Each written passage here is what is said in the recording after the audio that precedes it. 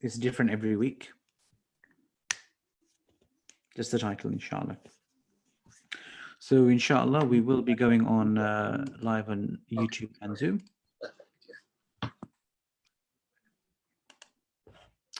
So, Assalamu alaikum wa rahmatullahi wa barakatuh. Everyone who is joining us now, whether that's on Zoom or whether that's on YouTube, Jazakallahu khairan for coming back. And inshallah, we will be joining our very own Dr. Yahya, who will be guiding us through the Abbasid Empire. He will take us back in time to when the Abbasids ruled. You know, they'd just overtaken the Umayyads, and now they're ruling in the lands of the Muslims. And this is where Dr. Yahya comes in and gives us, rather than a bird's eye view, but the Ka'ba's eye view of what was happening during the Abbasid period. Am I right, Dr. Yahya? That is very apt, Sheikh, very aptly put. Jazakallahu khairan. So as usual, we will spend our first 3 minutes in reflection, in dhikr, whilst we wait for everyone to join the lesson, inshallah. Can you also send me the specific YouTube link, Sheikh, just so I can do that? I can indeed. I will do that now, inshallah. Let me just sort that out, inshallah. So in the meantime, if you do have any questions, you are welcome to put them down in the chat. Very interesting. It's the first time there's no one on Zoom. Yeah. Well, that's easy for you, Sheikh. No pressure. You can just begin talking to yourself when you're ready in a couple of minutes. I am sending you. Have Sheikh Hilal has joined. Where? On Zoom? He's with us on Zoom, yeah. Oh, mashallah. Sheikh Hilal al-Zumi. Yes, Sheikh Hilal, tafaddal.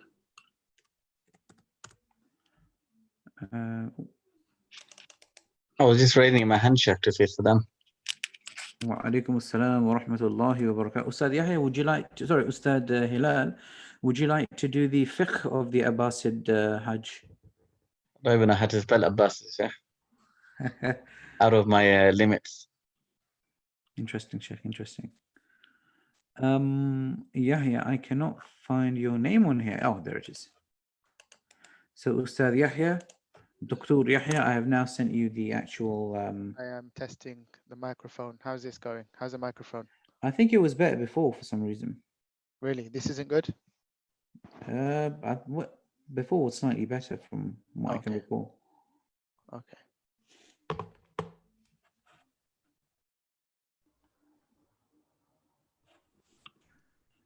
So, Dr. Yahya. Sheikh, I have a question. For which sheikh do you have a question for? I have a question regarding questions. Oh. So, you know, when I type a question, yep, you get 3 options from your side, right? 3 options. You get 3 options, like one's just to, I think, to pin it, to answer it or something, and then just leave it where it is, right? Yeah, okay, you've just, yep. So if I type something, Sheikh. Yep. Yep, Now, you did. It came up again. It comes up as a separate question. Okay. Now, if you, what can other people see? Can they all see that question? Only I see that question. I don't think everyone else can see it. I think it's just for the host or the panelists to see the questions. Okay. And if you answer it, only comes back to me, right? If I type the answer, yes. Okay. But usually what we do is we do answer live. So we click on answer live, and once we're done, we just click done.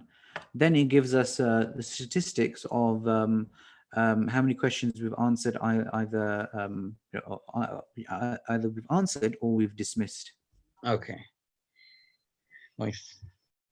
Yep. So that's a Q&A. It's a good function, Q&A. Yeah. I hope I've answered the question. You have answered the question. So I've written both as answered, even though one of them was just you were just typing gibberish kind of thing. Right.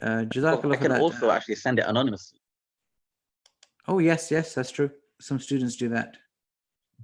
Okay, sorry, Chef. Sorry to take up. No, that's absolutely fine, inshallah. Dr. Yahya, I think we have enough people joining us. By enough, I mean we have 2 on YouTube. So I think let's go. Out of those 2, you're probably one, right? Most likely, yes. So this is the stage that Ramadan is hitting us now, Sheikh. This is where we're heading towards mid-Ramadan, where our bodies are kind of, kind of feeling it a bit.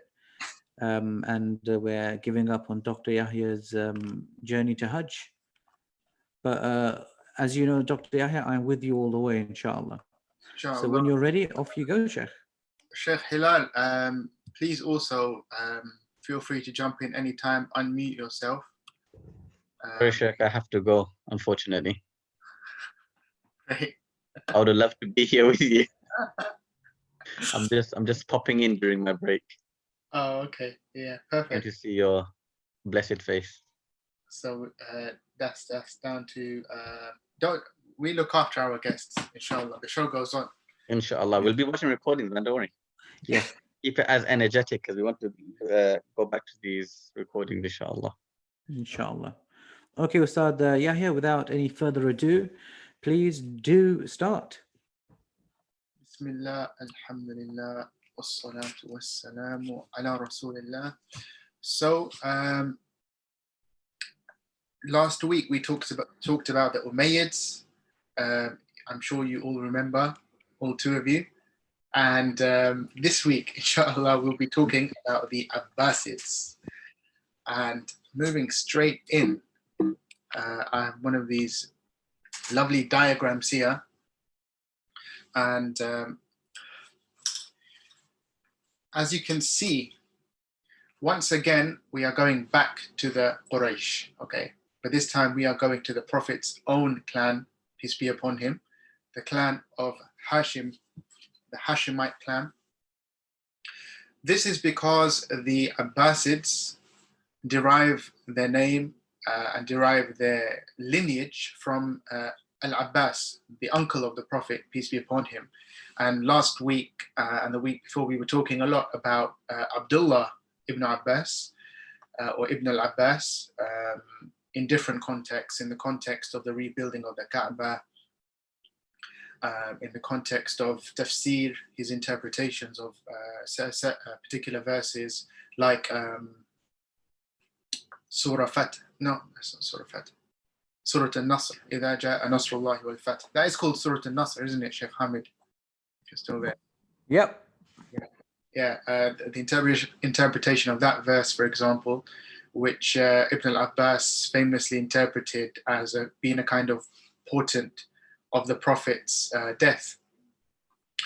So I've kind of jumped ahead there. Let's kind of dial it back a little bit. Back to the Umayyads. Okay, first of all, let's find out, where did the Umayyads go? So these descendants of Al-Abbas, beginning in about 718, are actually working to overthrow the Umayyad Empire. And they're kind of spreading their ideas, and they win a lot of support. Support from supporters of Ali in the Arab lands, support from the Persians in Khurasan. And part of that is because actually the Umayyads are what you call a feudal Arab empire, and they're ruling over a quiet non-Arab population and a non-Muslim population. And many of these non-Arabs there was kind of discontent about their status within the Umayyad system, okay? So this Abbasid revolution, as it's been called, is really, for a large part, because of that reason, okay? So it's when the Abbasids come in, it kind of marks the end of what you could call an Arab empire and a sort of more multi-ethnic state. That's one, huge difference. So although that kind of movement starts, like I said, in about 718, there's kind of more open revolt in about 747 under the leadership of someone called Abu Muslim. which leads to the defeat of Marwan II, which was the last Umayyad Khalif, at the Battle of the Great Zab River, which is in 750. And this is why we now have our first Abbasid Khalif here, Abu al-Abbas, in 750.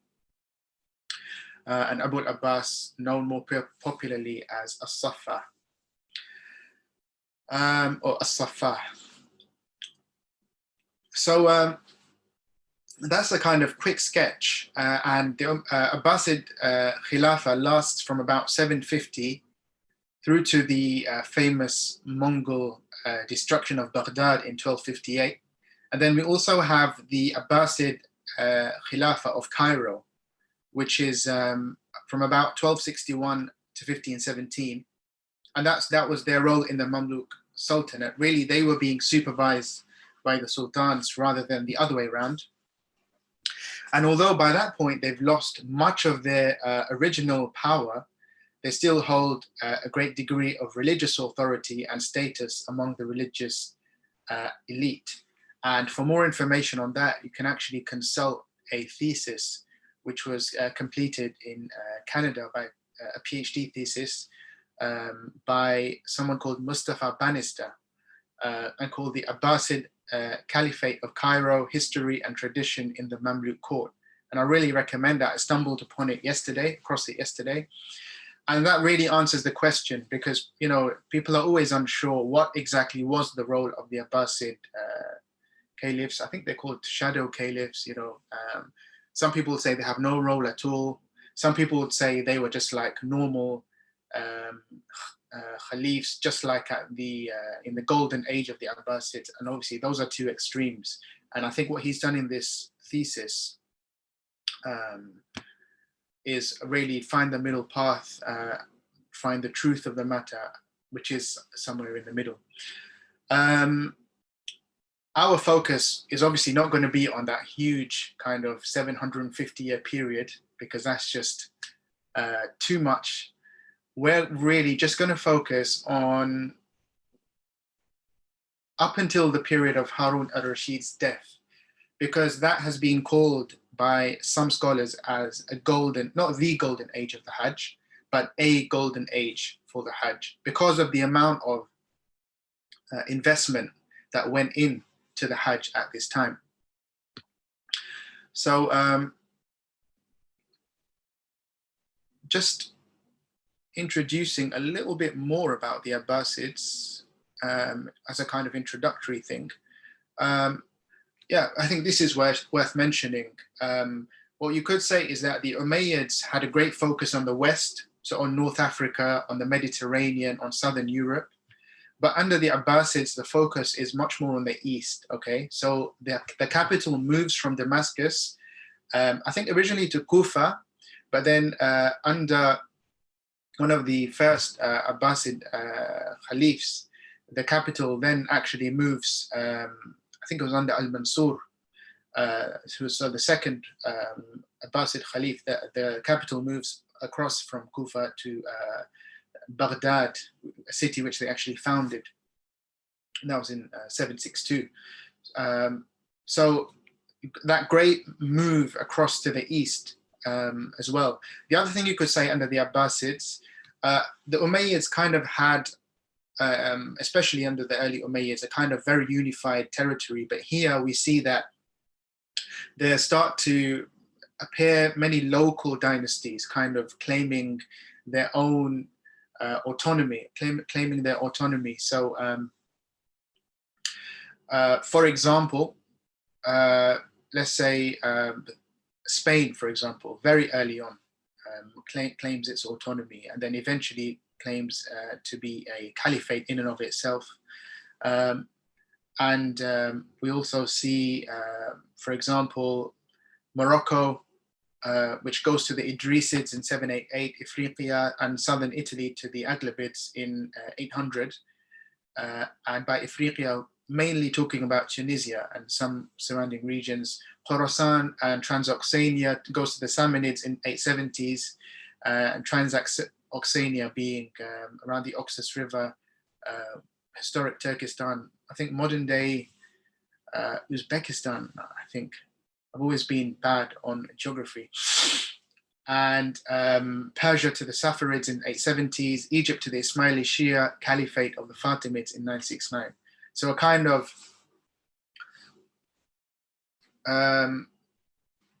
territories kind of falling out of the Abbasid Caliphate as opposed to kind of one just unified block.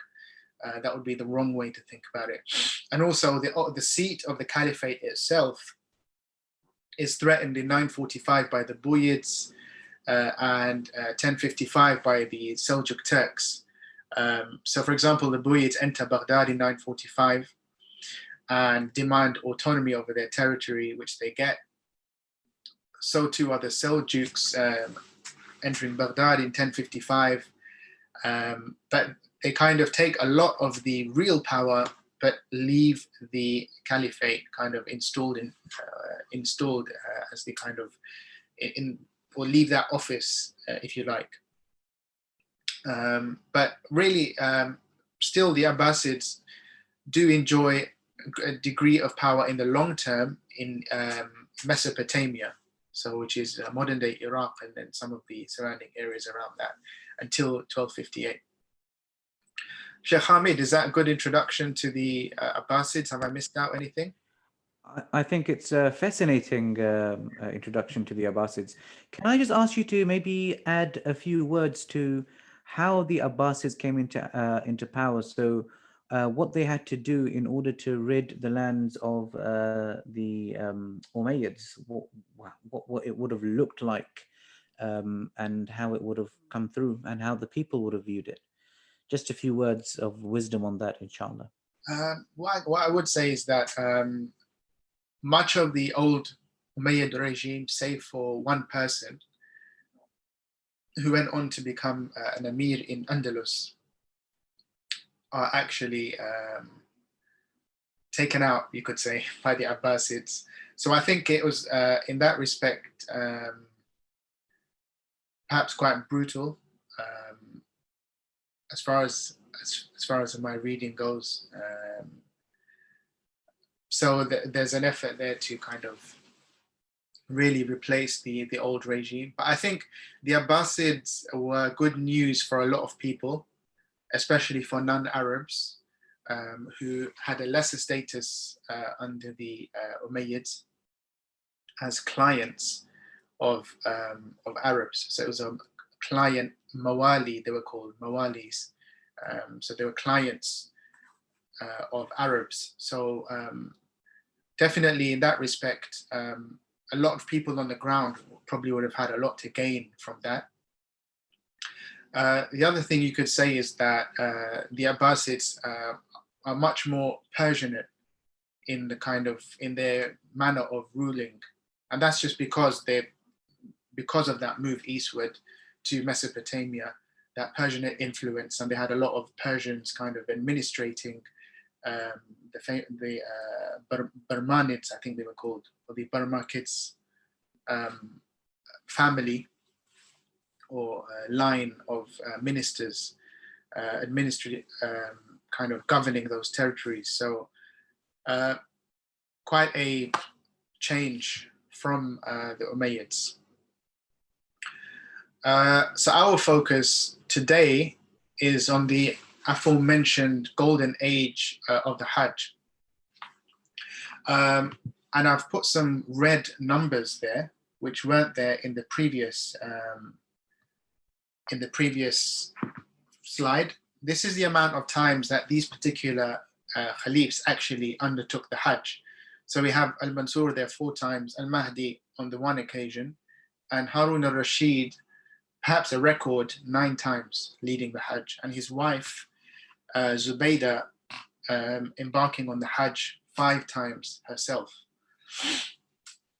And really that's what the Abbasid rulers in this time are doing. They're personally leading the Hajj.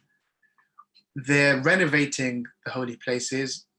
Oftentimes they're distributing large amounts of wealth in Mecca and Medina, and they're working on the Hajj route, okay? And I think a lot of what we're going to talk about today is about the Hajj route, which is really, really important in this period. And really that goes back to quickly, Caravanserai, which is what you could call the pre-modern equivalent of the kind of those station services that you get on the motorway.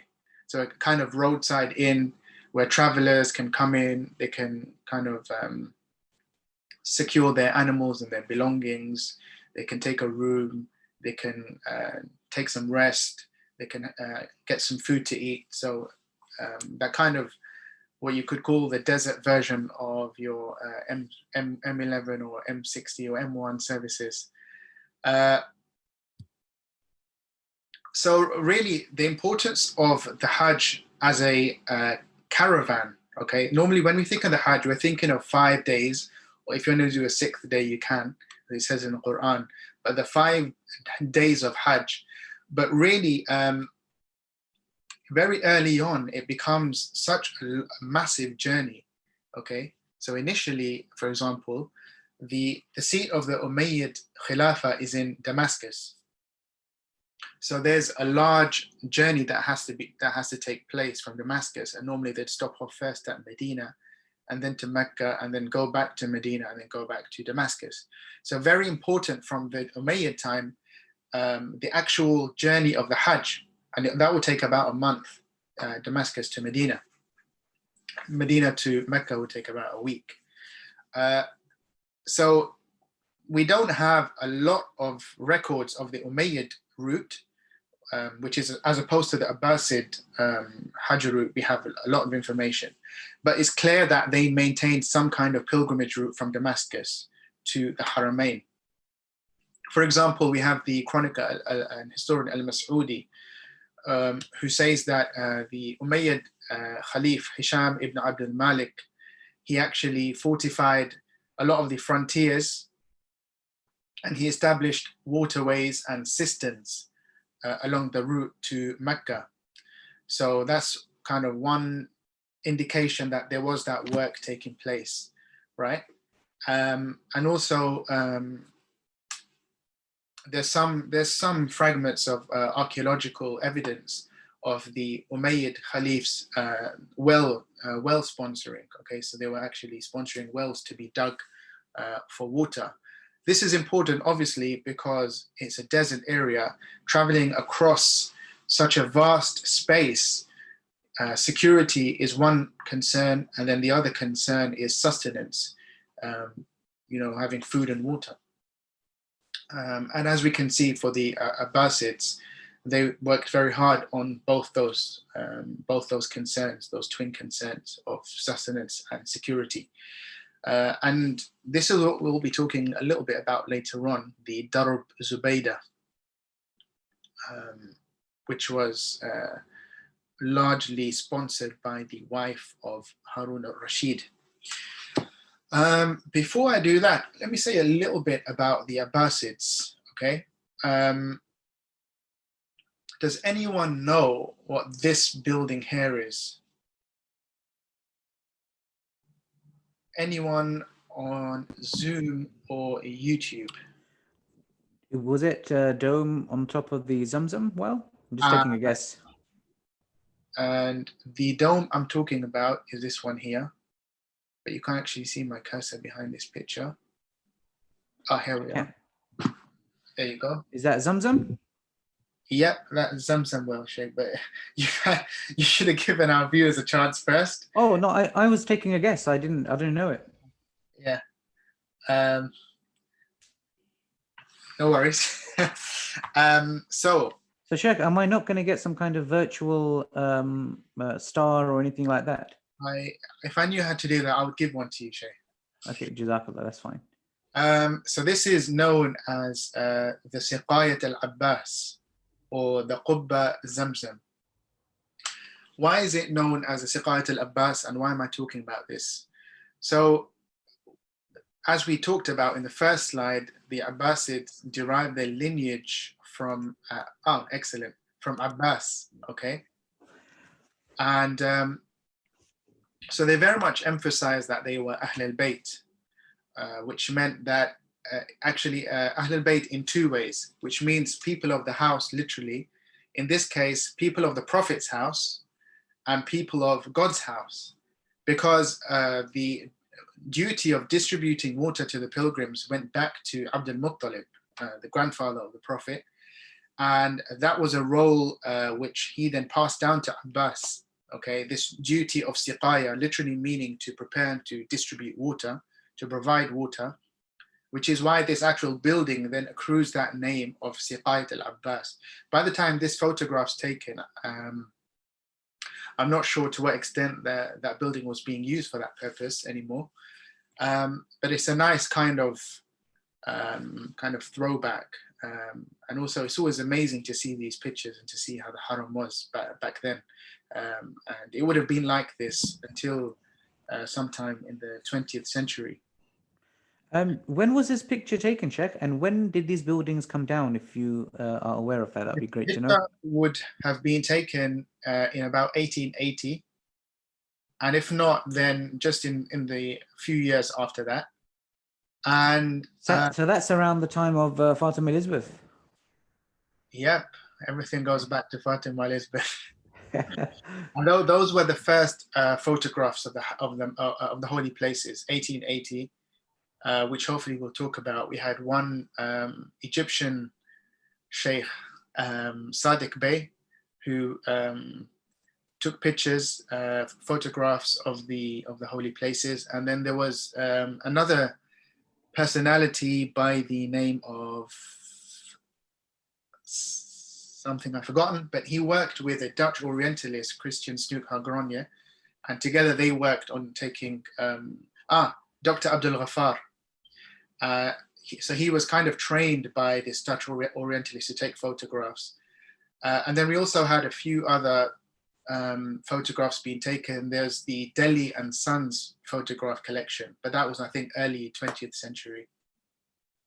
I'm trying to learn more about these images because, to be honest, I didn't even know this image existed. This one here, I only found it yesterday. It's amazing seeing it up close. So the reason this is relevant is because there's this very clear connection between Abbas and water and distributing Zamzam water, which is why you find the Abbasids doing so much when it comes to actually investing in water. And that's an amazing connection. That's very, very interesting, Sheikh. And just looking back at history from that perspective is very interesting. Yeah. So for example, if you think about it this way, the connection of Abbas, the uncle of the Prophet, Sallallahu Alaihi Wasallam, and his connection to water, and then the Abbasid Caliphs then kind of tracing their lineage back to that personality and saying, okay, we are the leaders of the Hajj, and then kind of also boosting that connection by investing so much in water, not only on the route from Baghdad and Kufa, and indeed from Basra to the Haramain, but also in and around the holy city of Mecca as well.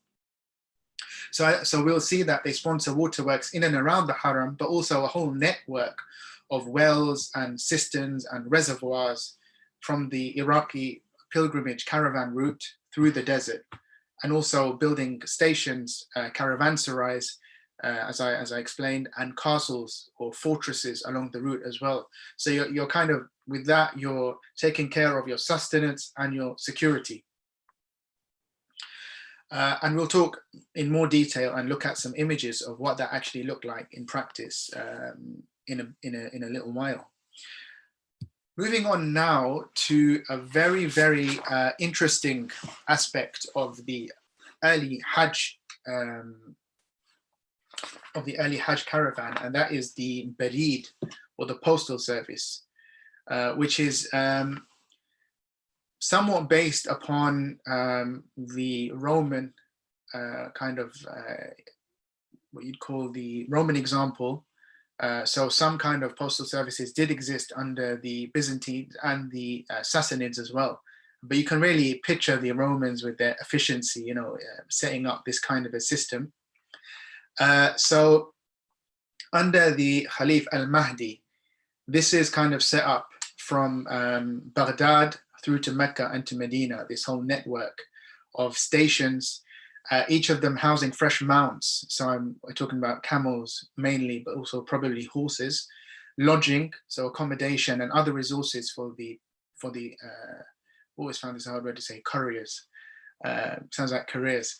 And also the average distance between each Barid station is usually about 6 to 12 miles, right? And according to the 9th century geographer Ibn Qurradadbih, there were a total of 930 of these stations throughout the empire. And this particular one says, Mil min al-Barid wa huwa ala 62 Barid min al-Kufa, which means one of the Barid milestones, 62 Barid from Kufa. Okay, so what these milestones will do, and this is obviously just a fragment of one of these milestones currently preserved in the National Museum of Saudi Arabia in Riyadh. This milestone was actually found on the Darb Zubaydah, which I shared, a brief kind of what that route looked like. This was found on that route, what these milestones used to do was actually give the distance in miles and in postal stages as well, right? The number of Barid would mean the number of stages, but also a kind of route in terms of distance. So mil, which I don't think corresponds exactly to what we would think of the mile we use here, but probably not very distant as well. So why are these, important? Why are these useful? As you can probably imagine, they're very useful in terms of security along the route, but also actually guiding people along the route as well. So just sorry about that. Whilst you're apologizing, we have something from a viewer, Mufti Hilal, who's also mentioned something if you want to read it out on the chat. He's still with us, mashallah. He's returned for a little while. Interesting. Barid is what the jurists use to define the distance of Shara'i travel. Amazing. Okay. Firstly, Mufti, I'm interested to know what you're taking a break from. Secondly, this is, we're talking about 150, which is when the Abbasids come in. But as I was going to mention, the Barid goes back to Umayyad times, and credit for the development of the system goes to the Umayyad Khalif, the first Umayyad Khalif, Muawiyah ibn Abi Sufyan. And then that's kind of strengthened by his successor, Abdul Malik ibn Marwan, not his immediate successor, his later successor. And, it's improved as time goes on, and then inherited by the Abbasids, who develop it even further, right? And obviously this is also the period in which is a formative period of fiqh. So I'm not surprised that the primary way of understanding distance would have been in terms of Barid, because the jurists convert from farsakh to Barid to Islamic mile, which we then convert to contemporary miles and kilo. Okay, very interesting. Yeah. I mean, when I'm reading travelogues from the 17th, 18th century, they always talk about farsakhs and then meals. But obviously by then the Barid system was no longer in existence, because I think it was, I have it written down here somewhere.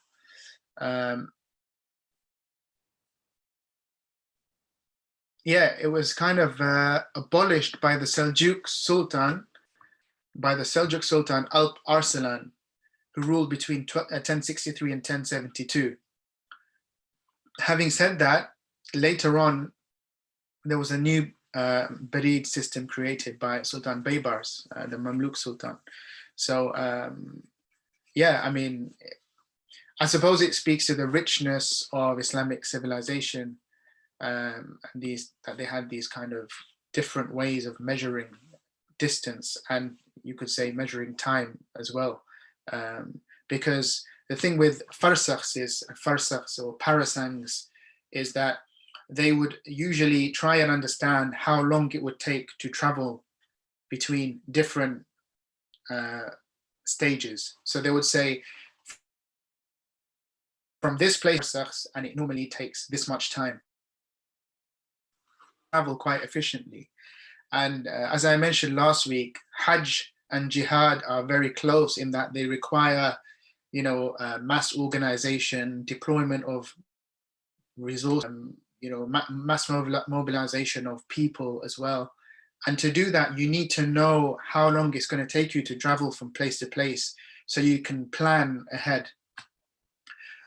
So it's no surprise here that we have this system, which would have been used for the empire's communication, for its pilgrimages, and for its activities in terms of its defense and military. I think I've covered the introduction to the Barid.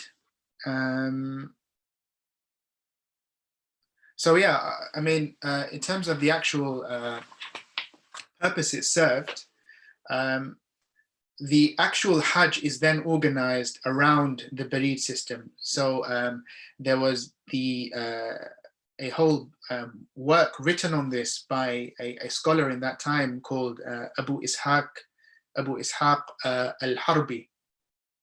And he wrote a book about the manazil of the Hijaz, and he organized it in terms of Barid. And he said how many miles were in between each one, and how a person should navigate. He said, when you come to this Barid, you follow the sign for this. So very much back to the motorway analogy. When you see the signs on the motorway saying, you should go get off at this junction, or you'll stay in this lane to get to this place. So very, very, very interesting. And another system we have here is what we see on the right hand side, which is the milestones, or the manar, which are kind of when they're traveling in the hours of darkness, which is very practical in the desert heat. It's much cooler in the nighttime. These worked as fire signals to actually guide people in the darkness of the night.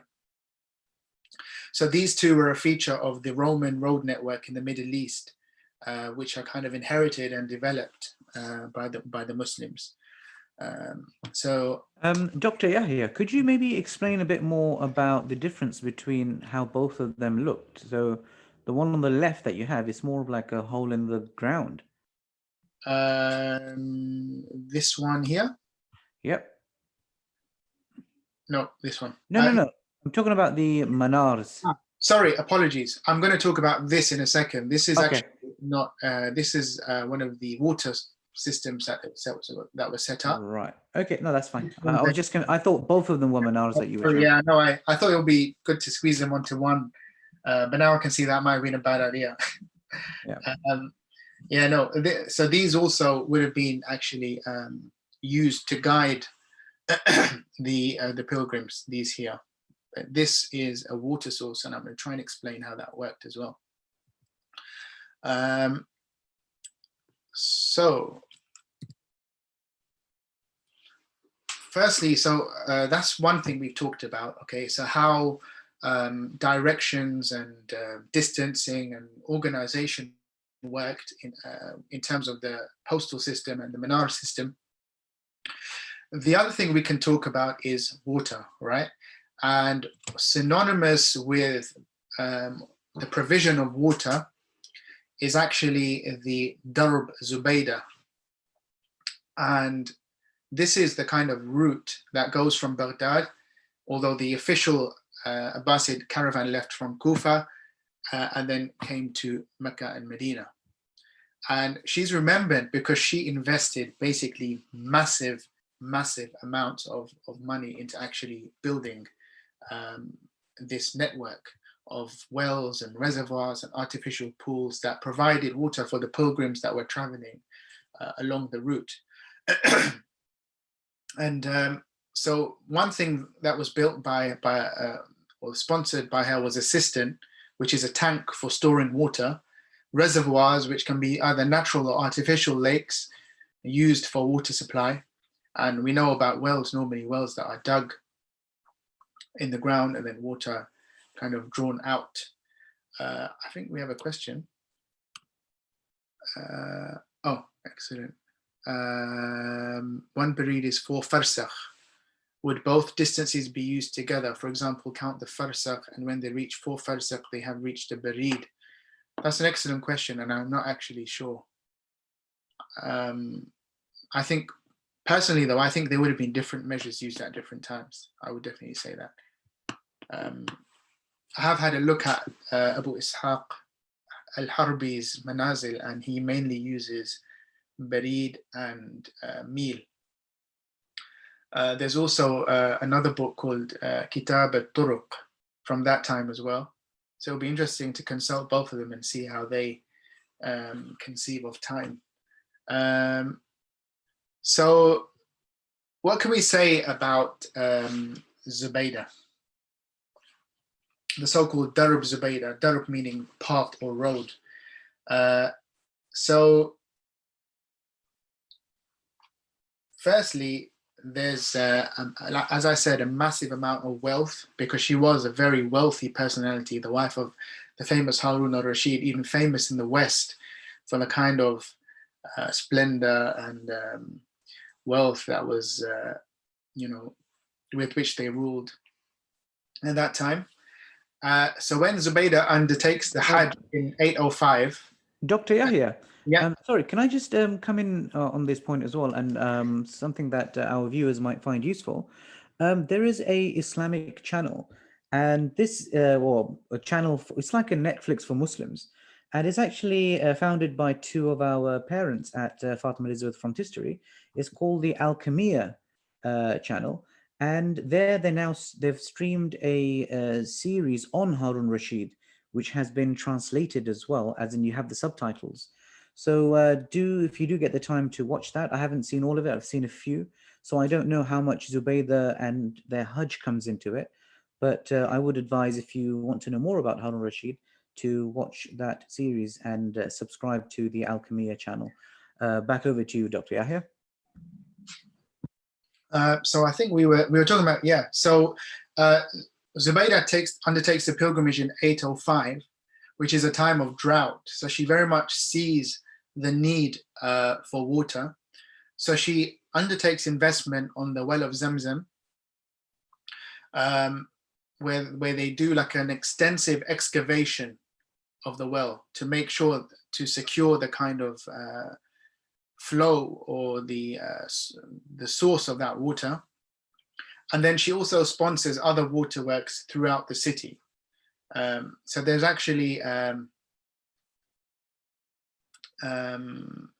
some inscriptions preserved from that time, which talk about the work that was done by Zubaydah on the water, in terms of the water management. So apparently, in terms of the actual Darb Zubaydah, it was a project that cost over 1.5 million dinars, and routed water through a series of different canals, and it actually stretched to about 12 miles outside of Mecca. So you can imagine the kind of distance that water, that work was being done, really remarkable. And the other need was that water would always be short in Mecca, and there were more and more people coming on the Hajj, right? So people then selling water or in charge of distributing water would then try and take advantage sometimes and charge more money. So to have a system built for the provision of water was obviously a really, really big deal.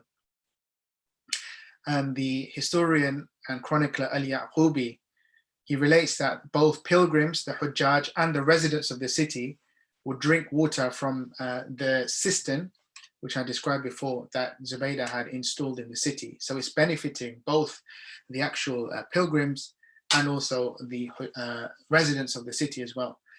Not only does Zubaydah do that, she also sponsors the building of lodgings for travelers. And as I mentioned, there's also a network of wells and cisterns along the whole route as part of that whole road from Iraq to the Haramain. And these are supported with the waqf system, right? So the system of endowments, where the proceeds of organizations, of villages, of territories would be diverted to one particular expense. So, you know, you could purchase a whole number of villages or a business and say the proceeds of this will go on maintaining, you know, a specific area. One thing I shared was this amazing image here. And this is actually a circular reservoir at this place here, Al-Rabada, which is a very, very major node or station on the Hajj route, where they've done a lot of excavations and they found all sorts of amazing things. And I recommend that you consult the British Library, British Museum Hajj book, which I recommended in our first class, to check this out. So this picture's been taken, I've taken that picture from, from that book, and a picture taken in 1983 by John Herbert. And you can see that the reservoir is built of cut limestone and plastered with gypsum. And it's 64.5 meters in diameter, 4.7 meters in height. Okay, so that's a very, very significant size. And then next to it, you have a filter tank right here. And then flood waters taken in by means of two inlets, which slope into the filter. And then when the filters full, the water drains through an overflow channel into the reservoir. Okay, I know this is very technical. And at capacity, the reservoir would have contained about 14,250 CUM. I'm not sure what that is, I'll be honest with you. Which would have sustained the inhabitants of this particular area at Rabada, and also the travelers and the Hujjaj as well. So you can see it's a not inconsiderable feat of engineering, right? And this is just one example. We're talking about these being built along every single station on the route. So wherever you found a caravanserai, wherever you found a barid, my voice is starting to go now, this would have been there. Or we would have found something like this. This is Birkat al-Aqiq, also from the same book, photograph taken in 2008 by Alex Sykes. This is one of the water reservoirs that were along the Darb Zubaydah. An amazing thing is, according to the, depending on the weather, this one actually still fills up. So subhanAllah, really, really, really remarkable. So you can see here plenty of water, enough to feed your mounts, enough to sustain all the various Hujjaj that were undertaking the Hajj journey. Here we have an aerial view of the Darb Zubaydah taken by our brother John Herbert in 1983. Just someone has sent a message. Jazakallah khairan. CUM is cubic meters, length times width, length by width by height. That shows everybody just how little I know. Darb Zubaydah. So this is actually an aerial image of the Darb Zubaydah, or just a small portion of it, of course. It crossed lava fields south of Mahd al-Dhahab. And this part of the route was inhospitable and devoid of vegetation.